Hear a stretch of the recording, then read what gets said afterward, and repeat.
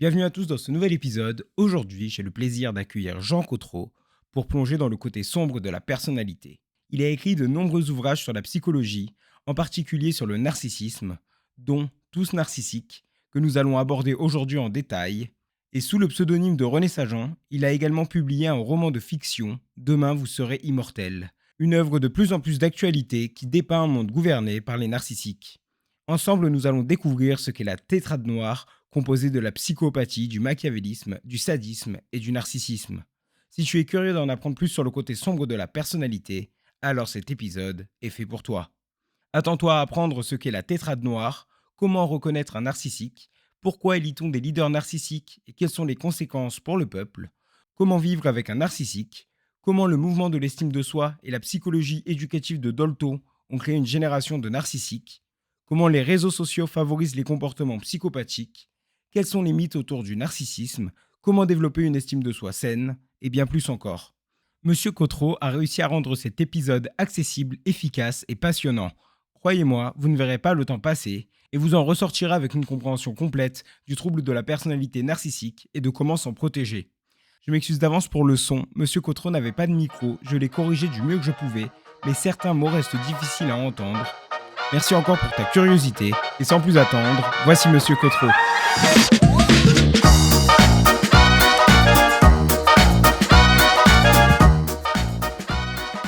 Bonjour Monsieur Cotreau. Bonjour. Pour commencer l'épisode, je vous propose de vous présenter, de nous dire qui vous êtes, sur quoi est-ce que vous travaillez.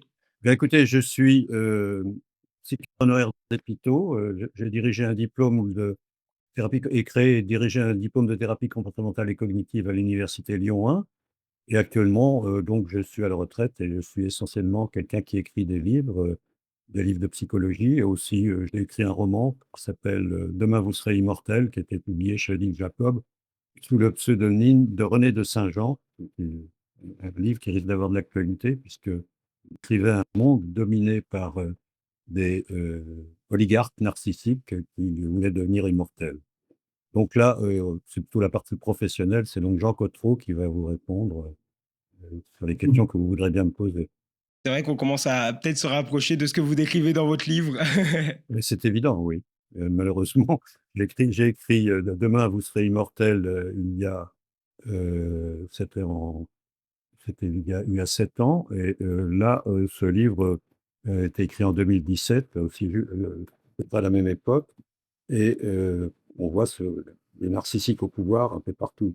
Donc c'est pour ça que je pense que vous me posez cette question qui est une question d'actualité. J'imagine qu'il y a pas de hasard, mais ça doit faire de questionnement. Oui, bah, je pense que c'est de plus en plus, et puis c'est un petit peu à la mode aussi, j'ai l'impression que c'est souvent très mal utilisé, c'est un terme qui est un peu envoyé de tous les côtés. Oui, bah, c'est pour ça que j'ai écrit ce livre, Tous narcissiques, qui est paru chez Odile Jacob en 2017. Grâce à vous, je viens de le relire. Je m'aperçois qu'il est parfaitement d'actualité puisque ce qui se passe sous nos yeux était déjà annoncé dans le livre, d'ailleurs, y compris les conséquences politiques. Alors bon, on peut rester sur la clinique, on peut aussi envisager plus largement, les aspects, disons politiques du problème, qui ont existé depuis l'origine d'ailleurs, du terme narcissique, hein. Ça reprend à travers différents, Bah, pour commencer, je vous propose de nous dire qu'est-ce que le narcissisme, comme ça on va commencer à mettre un petit peu de lumière dessus, et peut-être quelles sont ses différentes formes. le narcissisme, c'est un mot valise puisqu'on peut faire soit référence à la légende de Narcisse, qui se mirait dans l'eau jusqu'au point de, s'immerger dans sa propre image et d'en mourir. Il faut noter dans la légende grecque que Narcisse est quand même né d'un viol, hein, au départ dans la légende. Mais si on va vers la modernité, le terme a été créé par Nietzsche qui était un Allemand, mais c'était plutôt pour décrire l'homosexualité, pour décrire, l'auto-érotisme. Ça a été repris par Freud. Bien que Nietzsche fût un penseur très nazi, Freud a repris ce concept et l'a élargi finalement en termes finalement des fonctions pathologiques. Le terme a eu une grande popularité et on peut, le considérer actuellement comme une description d'un comportement à travers le DSM-5. C'est comme ça qu'on conceptualise le mieux, sans théorie préalable sur ce que c'est. C'est un trouble de personnalité qui est caractérisé par la grandiosité, l'absence d'empathie, la manipulation des autres, qui sont considérés un peu comme des objets, destinés à être le faire-valoir d'une personne grandiose, qui est toujours en développement maximum de soi et qui n'hésite pas à marcher sur les pieds des autres, pour parler comme tout le monde.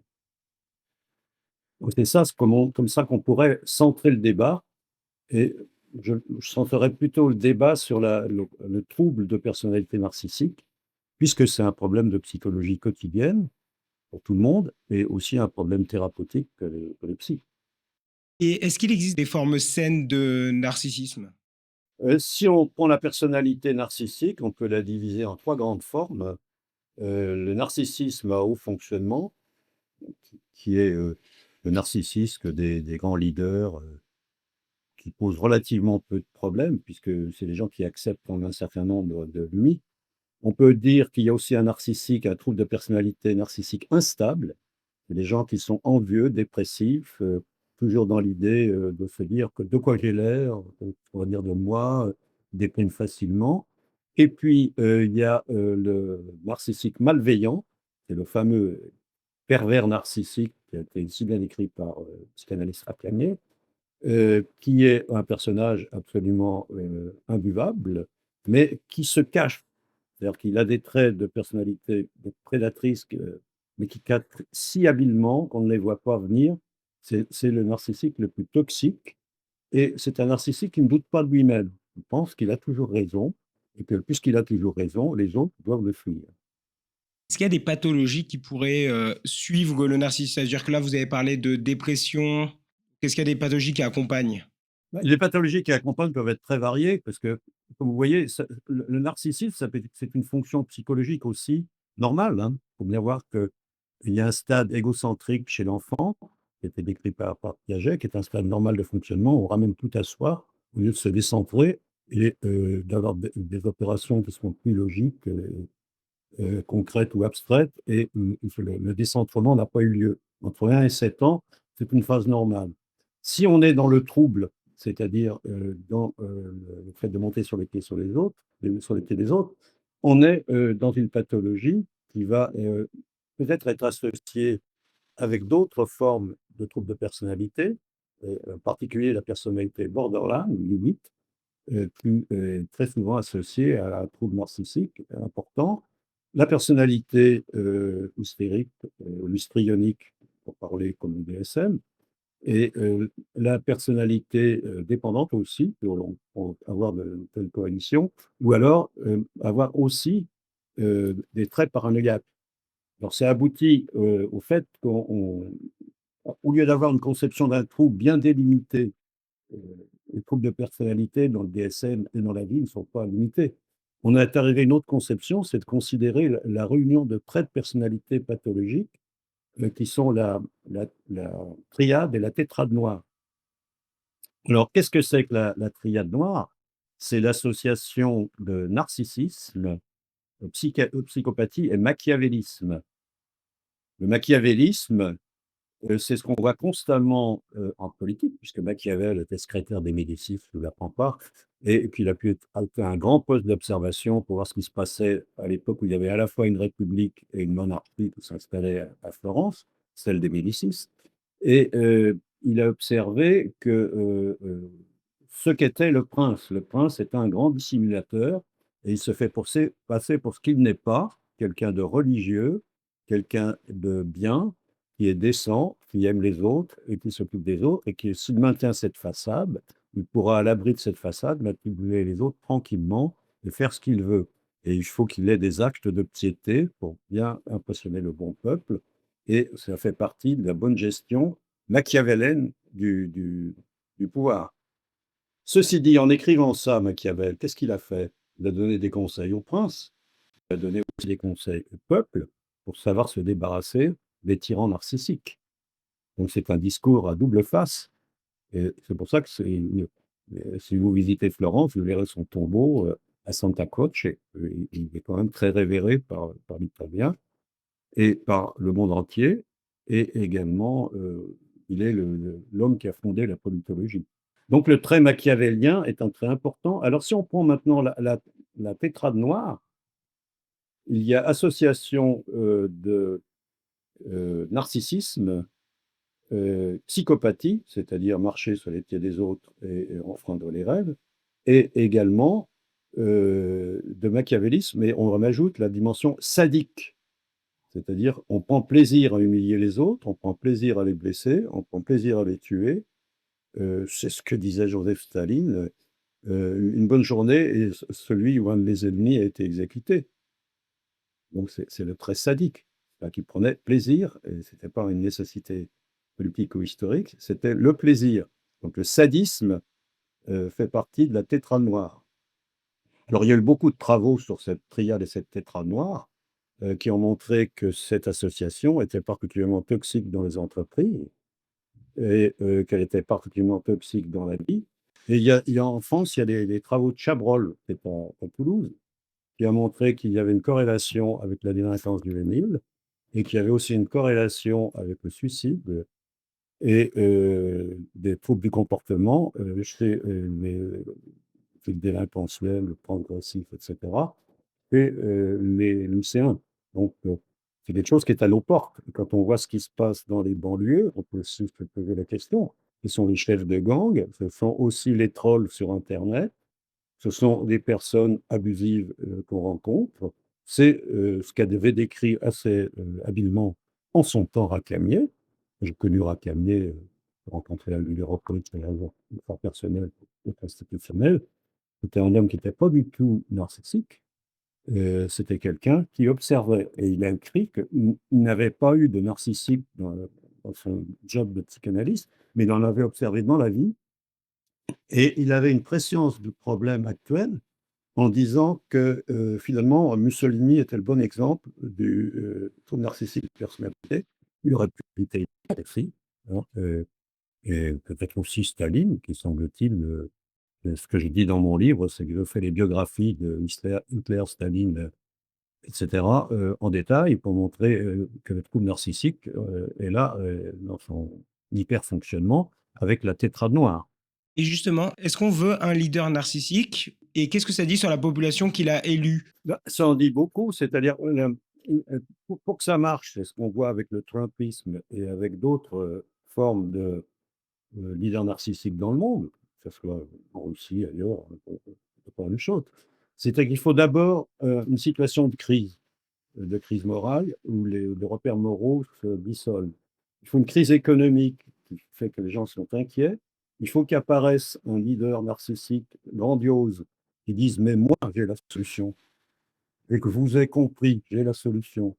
Et pourquoi vous avez la solution? Je suis quelqu'un qui est spécial et il se pourrait que je sois l'élu de Dieu.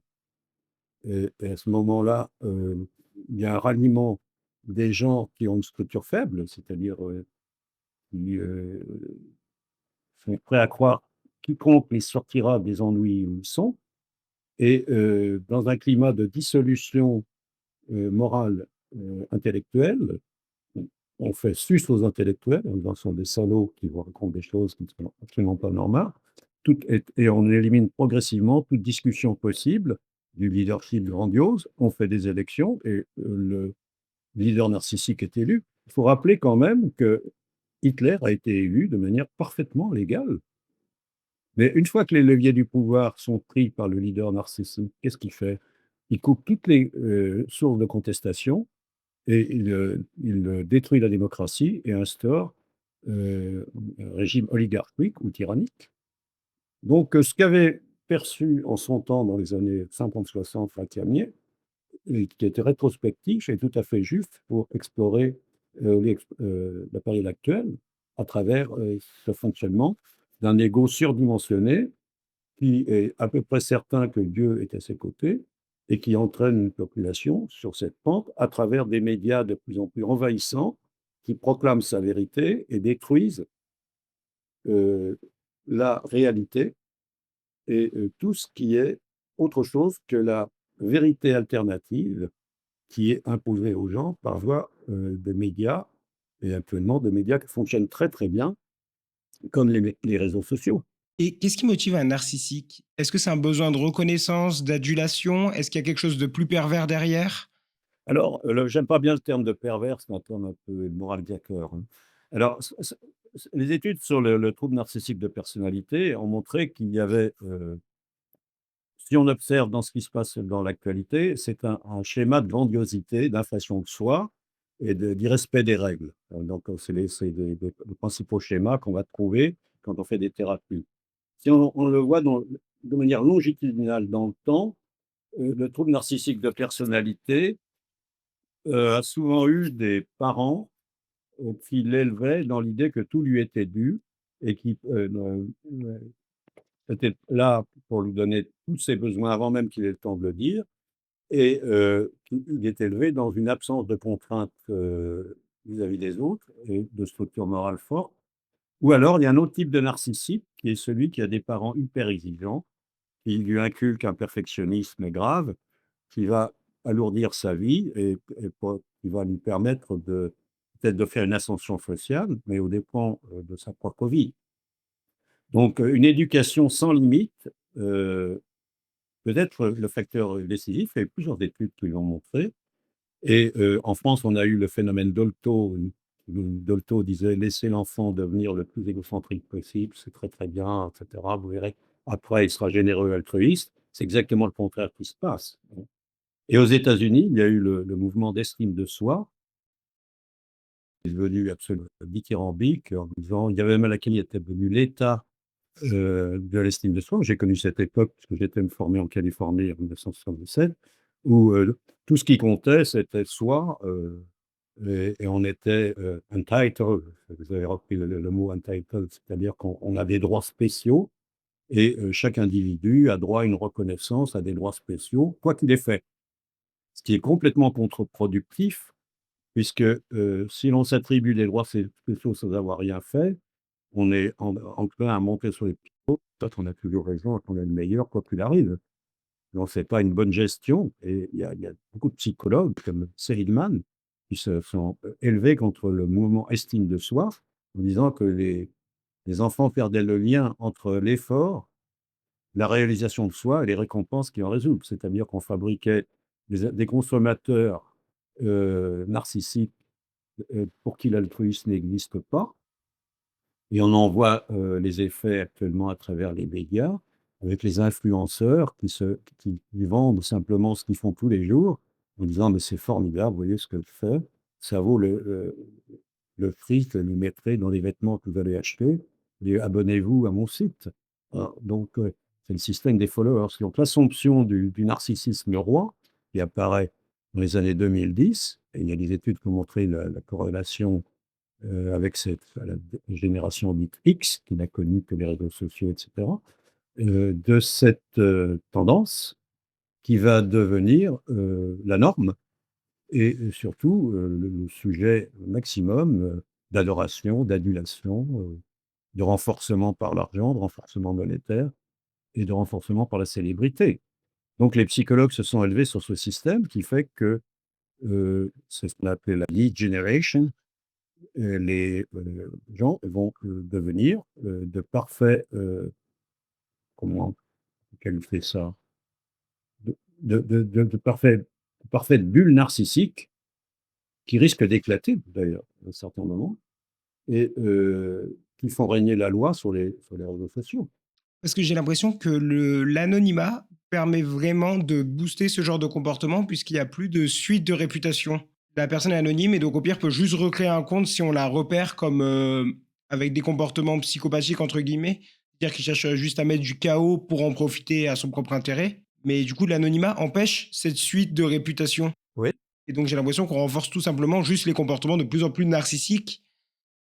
Oui, bah, c'est évident que le trollisme, à quoi vous faites allusion d'ailleurs avec raison, le trollisme, c'est une forme de la tétrade noire. Et ça, il y a beaucoup d'études qui le montrent, qui ont été faites correctement, qui montrent que le trollisme est lié à la tétrade noire. Mais la seule solution, c'est celle que j'ai trouvée moi aussi, sur ma propre page Facebook, c'est de flanquer les gens à la porte. C'est-à-dire ne pas nourrir le troll. C'est la bonne attitude dans cette situation. Il n'est pas nourri, mais il va se faire prendre ailleurs. D'autre part, tout le monde n'a pas la réaction saine de dire quelqu'un qui arrive dans mon salon et qui est mal élevé, je le flanque à la porte, parce que c'est ça, Internet. On est dans son salon, hein, quelqu'un vient et dit des âneries et des grossièretés, on le fout à la porte, comme on le ferait chez soi. Il y a des gens qui s'auto-accusent, donc il y a un lien et comme il y a un lien, entre la personnalité narcissique et ses victimes, il y a un lien entre le troll et sa victime et c'est pas n'importe qui va être victime d'un troll. C'est des gens qui ont une personnalité anxieuse, qui doutent, qui n'ont pas une structure forte ou des moyens cognitifs sur le moment, qui sont déprimés ou autres, de répondre et de faire ce qu'il faut, c'est-à-dire, se dégager. Alors c'est un problème qu'on retrouve aussi en psychothérapie, parce qu'en psychothérapie, on voit très peu de narcissiques, de troubles narcissiques de personnalité, on les voit quand ils dépriment. En général, ceux qui sont venus me voir disaient: «Mais apprenez-moi des trucs pour continuer à manipuler les autres», hein. Je dis: «Mais non, pas l'objet des thérapies, c'est de changer, que vous soyez mieux avec vous-même et avec les autres. C'est pas lire que ça soit l'objet, c'est de vous apprendre quelques trucs, vous avez qu'à lire toujours des trucs quelque part». Et en réalité, on voit les victimes, c'est-à-dire les personnalités, plutôt dépendantes, qui sont victimes et qui s'accusent de ne pas être assez bonnes, vis-à-vis d'un narcissique, des femmes qui dépriment parce qu'elles ont été malmenées par des hommes narcissiques, c'est plutôt dans ce sens-là que ça va. Mais il y a aussi des hommes qui sont manipulés par, ce qu'on appelle «la femme fatale» entre guillemets, qui est la femme narcissique des films noirs et des romans noirs, qui, manipule l'homme jusqu'à, finalement le fait il devienne une loque. Donc on intervient souvent en thérapie en interface entre une victime et un victimisateur. Et le but de la thérapie, ça va être de protéger la victime. Donc, par exemple, une personne vous vient et vous dit mon mari ou ma femme, vous en avez un diagnostic d'une personnalité potentiellement narcissique. À ce moment-là, la solution, c'est quoi? C'est d'essayer de voir les deux en thérapie ou de voir que le narcissique? C'est de juste changer la victime pour qu'elle puisse s'en protéger? Ou est-ce que c'est juste la fuite, c'est-à-dire bah, le mettre à la porte et passer à autre chose? Bah, c'est le problème du thérapeute qui a soit avoir une tactique et il choisit son camp. C'est-à-dire, voilà, on prend le camp de la victime, hein. C'est ce qu'on vous avez plusieurs exemples dans le livre de ce type. En général, on aide la victime à s'en sortir. Donc une fois, j'ai aidé une victime à s'en sortir. Simplement, à un moment, elle était quand même très manipulée par un homme qui l'avait larguée carrément sur l'autoroute et on lui a emprunté, «C'est foutu, hein, bon, bon». Et elle disait: «Oh mais je suis pas assez bonne, je sais pas quoi faire». Donc je l'ai prise en thérapie quelque temps, c'était un médecin et au moment, elle me dit: «Mais quel est le diagnostic de mon conjoint?» parce que j'y arrive plus, et voilà, on me disait un livre, que j'ai écrit sur, les troubles de personnalité et puis, faites les diagnostics et elle lui a enjoint de se soigner, sinon elle part. Donc il s'est soigné. Dans d'autres cas, il faut, organiser le ghosting, c'est-à-dire quand on voit qu'il y a quand même, le trouble narcissique de personnalité peut arriver avec les traits psychopathiques, la triade ou la tétrade noire, à des gens qui sont criminels. Donc oui, on a quelquefois à sauver quelqu'un, qui est en train de démarrer des violences conjugales qui pourraient aboutir à ce que la femme, parce que toujours la femme, soit, tuée, blessée. Et dans ce cas-là, il faut organiser ce qu'on appelle le ghosting, c'est-à-dire le départ sans laisser d'adresse et la protection par un milieu qui met toutes les choses au repos et éventuellement porter plainte et aller au tribunal, pour, demander qu'on lui fiche la paix. Il y a aussi, le harcèlement, dans les bureaux et là aussi, il faut y mettre, fin, par des injonctions légales et ou des DRH qui interviennent en tiers. Il faut faire appel à un tiers. C'est ça qu'on peut recommander aux gens. Ne restez pas seul, faites appel à un tiers, prenez conseil. Et quelquefois, le fait d'être en face à un trouble narcissique grave de personnalité entraîne des phénomènes dissociatifs où la personne n'a plus les capacités de raisonner, sous le stress et donc il faut l'aider à raisonner, l'aider à trouver des solutions et mettre en place une protection sociale. C'est ça qu'on voit. Alors, on voit peu de vrais narcissiques en thérapie. On en voit. J'en ai eu quelques-uns, une dizaine en thérapie. On les voit quand ça va mal et qu'ils prennent conscience de quelque chose qui ne va pas bien chez eux. C'est ça à ce moment-là, ils font un insight. Ils disent: «Bon», ils viennent alors donc en thérapie cognitive, j'en ai eu une bonne dizaine, qui étaient des narcissiques plutôt instables et on a eu quand même fait une étude sur les borderline aussi où assez fréquemment on trouvait des schémas narcissiques, mais plutôt instables. De la personnalité, mais qui était dans un contexte plus large de la personnalité borderline avec l'impulsivité, les tentatives de suicide, et cetera, et cetera.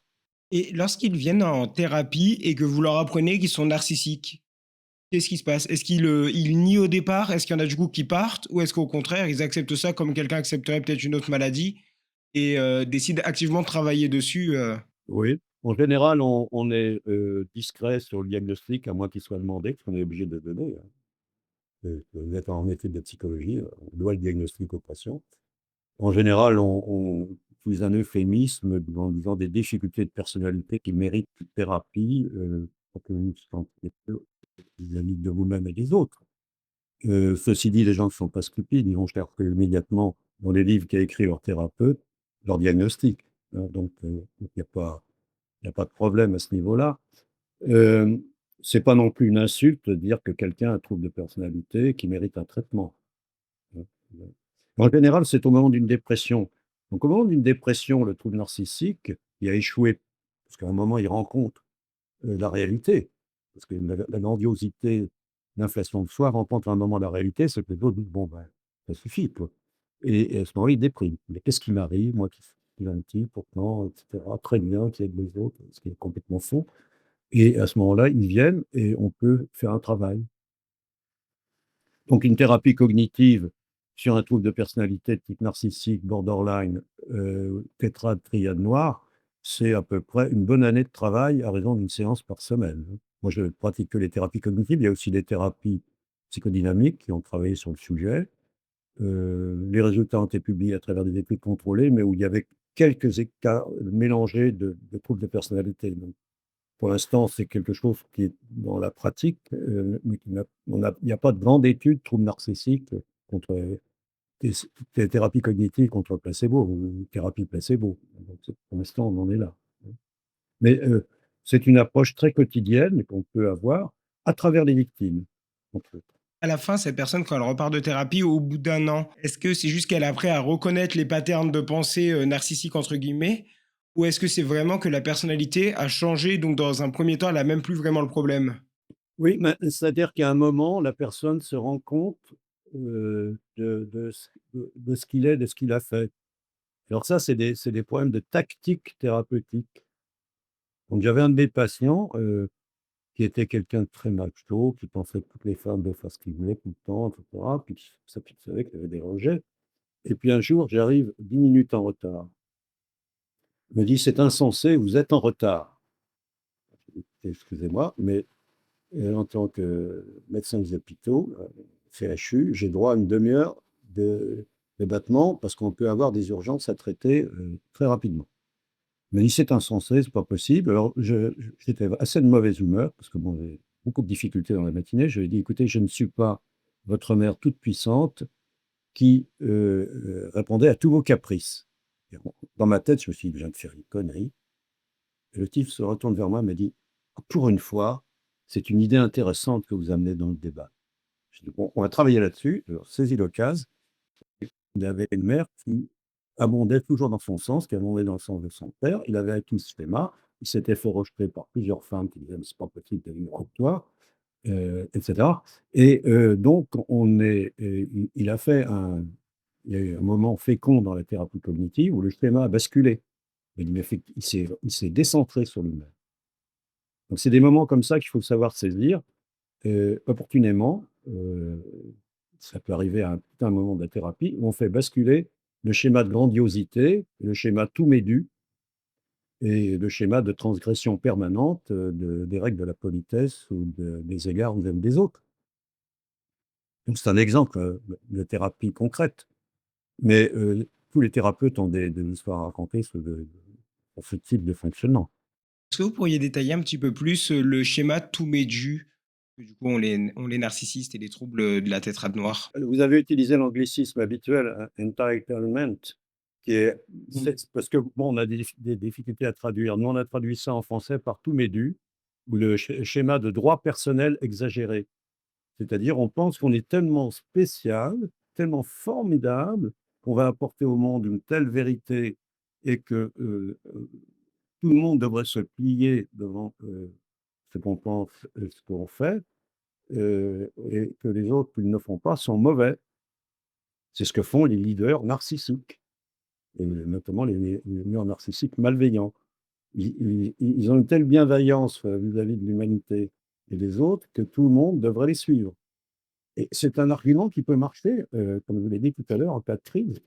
En disant: «Enfin, on n'a pas essayé celui-là, mais il nous annonce quelque chose». Donc il y a un côté charismatique, chez le leader, mais il prétend le faire pour le bien des autres, mais il le fait pour le plus grand succès de lui-même et de son équipe et de ses oligarques.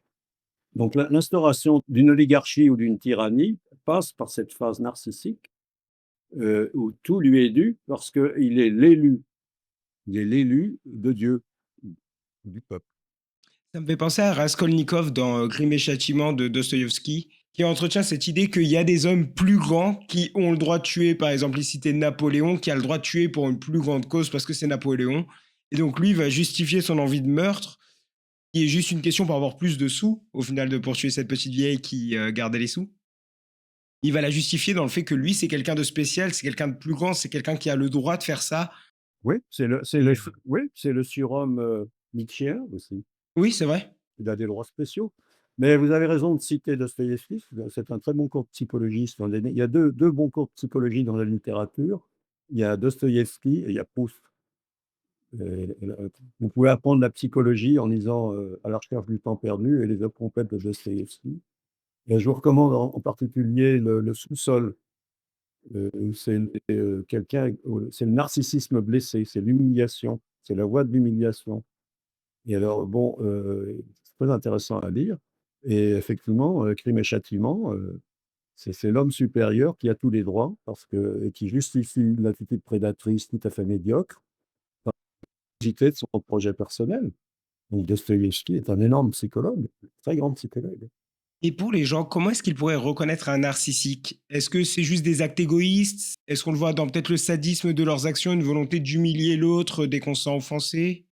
Dans le livre, il y a une petite échelle tout à fait très simple et de côté de 1 à 5, si une personnalité est bienveillante ou malveillante, altruiste ou égoïste, humble ou imbue d'elle-même, sincère ou manipulatrice. Ça fait que 4 facteurs, mais c'est des facteurs cliniques qui permettent de s'en sortir, de dire: «Attention, j'entre dans une relation avec un homme, où est-ce que je le mets ou avec une femme, où est-ce que je la caserais sur ces dimensions, bienveillante, altruiste, humble, sincère et l'opposé.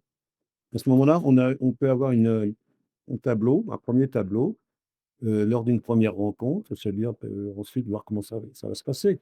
En général, une première rencontre dans le domaine, romantique, pratiquement tout est joué dès la première rencontre. On a compris, on n'a pas compris, hein, ça peut être aussi un guide pour quelqu'un qui n'aurait peut-être pas l'expérience psychologique suffisante pour, décoder rapidement les comportements narcissiques. Une autre façon de décoder, il y a le non-verbal. Vous avez la moue narcissique qui est quand même très, très typique, en réaction, ça peut être très fugace, on peut le comprendre. Si vous examinez le plus grand narcissique actuel dans les médias qu'on voit tout le temps, c'est Trump, il a ça et il a aussi un gestuel, qui est ça, c'est-à-dire 0-1. C'est-à-dire l'acteur qui joue dans The Apprentice reproduit les gestes. Je ne sais pas si vous avez vu The Apprentice? Bon, bah, c'est l'histoire d'une carrière narcissique et le film est bon, il est très bon, honnêtement, il aurait mérité un Oscar, mais bon, c'était pas le moment, mais il décode la gestuelle, le non-verbal et puis il y a le verbal qui est de toujours se mettre en avant, de dire qu'on est le meilleur, qu'on est vraiment une seule, et qu'il y a rien d'autre. Et donc, mettons que quelqu'un se fasse avoir, c'est-à-dire qu'au début, il tombe un peu dans le piège du narcissisme, c'est-à-dire il s'en rend compte plus tard lorsque la relation commence à devenir compliquée, puisqu'on sait que les relations longues pour les personnes psychopathiques, narcissistes, etc., c'est très compliqué à entretenir. À partir de ce moment-là, qu'est-ce que la personne devrait faire? Elle n'a pas forcément d'attachement, enfin, dans le sens où ça fait quelques mois, c'est pas... Elle doit partir justement, donc comme vous aviez dit, le ghosting, ou est-ce qu'à ce moment-là, il y aurait d'autres possibilités? Bah, tout dépend du niveau de tolérance. Il y a des personnes qui sont très contentes d'être dans l'ombre d'un narcissique. Les narcissiques ont leurs followers. Ça se voit d'ailleurs sur internet aussi. Quelqu'un qui serait mécontent, dans une relation de couple, mais il faut se rappeler, l'adage d'un grand narcissique, Napoléon, en amour, la seule victoire, c'est la fuite. C'est-à-dire que là où on pen quand au moment où on se sent dominé, s'en aller. Probablement ce qu'il faisait beaucoup avec les femmes et donc ça peut être une solution, heu et rester avec un narcissique, tout dépend, de ce que peut supporter de la rupture la personne. On a eu un cas assez compliqué où alors vraiment c'était se sautait aux yeux, qui était suivi par des psychologues, qui travaillaient avec moi avec Louise Ménard, qui était une femme qui a mis pratiquement 2 ans à se dégager d'un homme paranoïaque qui, ne la ménageait pas et était en train de lui voler sa fortune et à la fin, c'est lui q on a gagné la partie, grâce à la thérapie et à la fin, Marie est venue me voir pour râler et c'est lui qui a entamé une dépression à ce moment-là. Donc je comprends pas, elle me quitte, mais enfin, il y avait d'excellentes raisons qu'elle le quitte. Mais ça a mis 2 ans de thérapie quand même. Donc il faut chercher de l'aide amicale, thérapeute, également les associations de protection, féminine et cetera. Il faut toujours interposer un tiers quand on se sent mal à l'aise, ne pas rester dans une relation de fascination et de manipulation et quelquefois de violence. Parce qu'en plus, quand on essaye de partir, les troubles psychopathiques, enfin les personnes psychopathiques, sont particulièrement douées pour retourner la culpabilité. Oui, retourner la culpabilité ou créer la terreur, la peur. Donc souvent, ce qu'on voit comme couple, c'est, trouble narcissique d'un homme, personnalité évitante et dépendante chez la femme. C'est la victime du narcissique classique. Et on les voit dans les groupes d'affirmation de soi aussi, où on aide les gens à s'affirmer, à développer, leur propre personnalité, leur propre comportement, qui les soit, renforcé par l'approbation sociale et non pas par, des humiliations répétées. L'humiliation est une façon de garder les gens sous contrôle aussi. Il y a aussi des contraintes économiques qui font que l'humiliation est obligatoire, parce que la personne n'a pas les moyens de s'en aller, mmh. Donc là aussi, il faut chercher de l'aide. Et justement, comment est-ce que quelqu'un pourrait développer une relation saine envers soi? Parce qu'on a vu que le mouvement d'estime de soi pouvait poser une trop grosse prépondérance du moi et de ses besoins, où on veut une réponse positive tout de suite à nos besoins, peu importe le prix pour les autres ou pour son futur soi. Donc, comment est-ce qu'on arrive à développer une relation saine quant à nos besoins, nos envies et le bien-être des autres en même temps? Bah, ça part de l'éducation en réalité. Ce qu'on paye actuellement, c'est le déficit éducatif, de la période précédente, c'est-à-dire, la mid generation, la génération Dolto, l'estime de soi à tout va, on le paye. Il faut que les parents, établissent un lien qui ne soit pas étouffant et qui, développe ce qu'on peut appeler en psychologie positive des valeurs et des vertus, comme la gratitude, un minimum d'humilité, sans forcer, sans s'aplatir, faut pas s'aplatir, de retrouver le lien entre, des actions et des récompenses, que tout n'est pas dû, tout doit les mériter quand même un minimum d'effort, heu, d'enseigner quelque chose d'important qui est en train de disparaître, qui s'appelle la politesse. Et doit avoir donc des égards avec les autres. Actuellement, c'est qui montera sur les pieds de l'autre le plus vite, hein. C'est qui insultera l'autre le plus vite sur internet. Heureusement, on prend comme ça. Mais je dirais que c'est quand même une grande partie des communications qu'on retrouve sur les réseaux sociaux. Apprendre à négocier, non pas à imposer ou à fuir, et savoir exprimer, de la gratitude pour les gens qui vous ont aidé. Comment est-ce que quelqu'un apprend à négocier? Bah, apprendre à négocier, c'est de se dire que l'autre est un partenaire, aussi valable que soi, avec qui il faut établir une transaction, qui soit, gagnante des 2 côtés et non pas, quelque chose qui soit imposé par la violence, par la manipulation, par l'humiliation ou, par des menaces, qui terrorisent l'autre et qui l'obligent à négocier au plus bas. Donc des stratégies de négociation et des stratégies bilatérales et gagnant-gagnant. Sinon, ce qui risque de se passer dans une négociation qui se transforme en humiliation, c'est un ressentiment durable et qui va ensuite entraîner de la vengeance. C'est ce que décrit très bien Dostoïevski dans Le Sous-sol. C'est la voie du ressentiment qui part du sous-sol, du fin fond de la Russie humiliée, vis-à-vis de la Russie de l'époque des tsars, où les officiers ont bien réussi, et le pauvre type qui n'a pas réussi est humilié par ses anciens collègues d'université, qui le traitent comme le dernier des cons, parce qu'il est un minable fonctionnaire de la Grande Russie. Lisez, relisez le sous-sol, après Raskolnikov. Et c'est un peu la même chose qu'on retrouve dans les journaux des tueurs de Columbine, de l'école de Columbine en Amérique, où on voit que dans leurs journaux, ils ont passé des centaines d'heures à méditer justement sur cette volonté, ce ressentiment de vouloir détruire l'autre pour une humiliation qui est vécue, mais qui n'a peut-être même pas premier lieu dans un premier temps.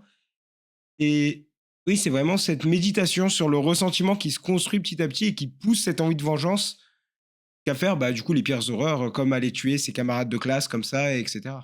Bah, c'est ce qu'on appelle en thérapie cognitive le mode du compensateur à son extrême. C'est-à-dire qu'on compense le sentiment d'infériorité, d'humiliation, par, une compensation qui peut aller jusqu'à la violence et au meurtre. Quelles sont les étapes que maintenant quelqu'un pourrait faire pour réduire son sentiment de tout m'est dû, par exemple? Quelqu'un qui serait peut-être sur les réseaux sociaux un petit peu trop, qui sentirait qu'il commence à perdre un peu le contrôle, ou juste dans sa vie de tous les jours, qui est peut-être dans une période un peu compliquée, qui a l'impression de voir des humiliations là où il n'y en a pas, ou comment est-ce qu'il va pouvoir lui-même réduire ce sentiment, de se dire que d'accord, là je suis à ce niveau-là, peut-être que c'est pas l'idéal, mais le monde me doit pas quelque chose, c'est à moi d'aller vers lui. Oui, c'est-à-dire définir que c'est-à-dire, restructurer ses buts dans la vie et d'autre part sortir de l'illusion des réseaux sociaux, du monde, virtuel qui peut être un monde de renforcement complètement illusoire, qui peut aussi avoir un impact sur la réalité en gagnant de l'argent avec ces réseaux, pas après tout. Mais, je pense que c'est un retour à la réalité brutale. Parce qu'à un moment, la réalité va retomber sur Marx-Leslie, de toute manière. Bon, évidemment, il peut mourir tranquillement dans son lit comme Staline, mais il peut mourir tragiquement comme Hitler. Il peut terminer bien comme Reagan, qui était à la tête des États-Unis, qui était un type très réactionnaire, mais qui finalement a fait un bon job. Il peut terminer comme Nixon. Je pense que on voit actuellement en politique, c'est le choix entre être Nixon ou être Reagan. Ça, c'est pour revenir à une politique au début, c'est ce qui se passe actuellement. C'est un choix existentiel. Et quand on fait des thérapies, finalement, on aide les gens, à faire le bon choix existentiel pour eux et pour les autres. Et au niveau politique, vu qu'on est souvent dirigé par forcément des personnes qui ont en tout cas une personnalité qui va tendre vers un narcissisme, à quel point est-ce que certaines politiques, surtout récentes, pourraient être guidées par une volonté de sadisme envers le peuple, du coup, vu que maintenant on sait qu'ils corrèlent? Il y a toujours, chez les leaders narcissiques graves, il y a toujours une part de sadisme. C'est malheureux à dire. On est en train d'explorer le côté sombre de la personnalité humaine, mais l'histoire nous l'enseigne aussi. Il y a pas, si on fait un minimum de psychologie historique, on le retrouve. Vous verrez ça dans le livre pour les narcissiques célèbres, hein. Donc, vous verrez qu'il y a quand même pas mal de chapitres entiers. Il y a 5 pages sur Trump. Il y a les leaders narcissiques colorés, mais qui sont à haut fonctionnement, comme Churchill, qui était quand même quelqu'un de très narcissique, n'oublions pas. C'était la lutte entre Hitler et Churchill était une lutte entre deux narcissismes, l'un plus agréable que l'autre. Mais ça a été le cas. S'il n'avait pas une motivation narcissique, Churchill, qui était de faire mieux que son père, qui l'humiliait, le considérant comme un crétin, il n'aurait quand même pas passé 4 ans à se battre contre la pire calamité qu'a eu l'humanité, hein. Donc, voilà, on ne fait rien sans narcissisme, mais il faut voir les buts. Donc, c'est ça le problème. C'est pour ça que je parle de choix existentiel. D'après vous, qu'est-ce qui devrait changer dans la conception populaire du terme narcissique? Qu'est-ce que les gens ont souvent faux qui serait peut-être pas attribué au narcissisme ou qu'est-ce qui devrait être éclairé peut-être pour une meilleure compréhension? Eh bien, d'une part, il faudrait ne pas se limiter aux pervers narcissiques. Alors, effectivement, le côté sombre existe. Voir qu'il y a un narcissisme positif qui est de mettre l'estime de soi dans la réalisation d'œuvres ou de comportements ou de choses qui sont à la fois bonnes pour soi et pour les autres, et se dire aussi que le narcissisme ou l'estime de soi sont le gardien, d'un bon état, mental. Mais le problème, c'est de savoir quelle est la visée qu'on a. C'est essentiellement ça le problème. Est-ce qu'une haute estime de soi implique nécessairement un narcissisme ou est-ce que le narcissisme va être impliqué dans la différence entre la compétence et l'estime? Bah, il faut tracer la ligne entre le narcissisme, normal. On peut aussi voir que beaucoup de leaders sont des narcissiques à haut niveau. Bah, ils savent tenir compte de la réalité.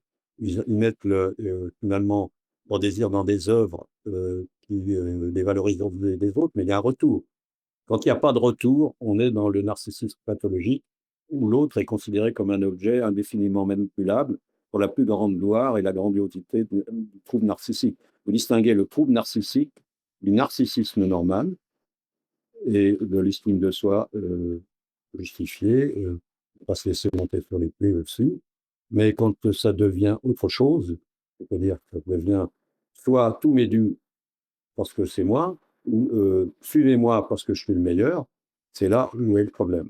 Pour finir, quels sont les mythes autour du narcissisme? Quelles sont les choses qui sont fondamentalement fausses, peut-être, mais que tout le monde pense vraies ou l'inverse? Les choses fausses, c'est de dire, plus on va rendre les gens narcissiques, mieux ça sera pour eux, parce que ça va les conduire sur des pentes tout à fait désagréables pour eux et les autres.